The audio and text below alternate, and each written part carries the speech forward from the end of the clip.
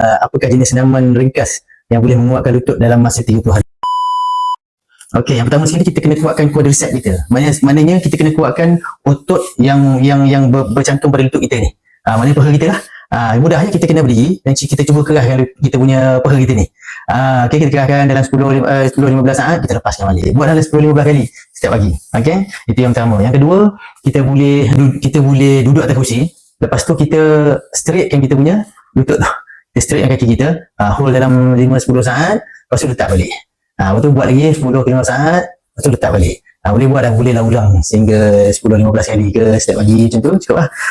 Okay. Lepas tu lagi satu yang kita boleh buat ialah kita duduk atas lantai.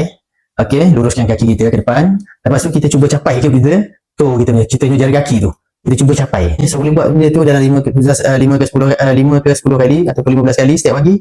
InsyaAllah lutut kita akan jadi semakin kuat lah. Sebab itu semua adalah senaman-senaman untuk menguatkan otot-otot yang kena mengena dengan lutut. Macam tu. Okay. Alright.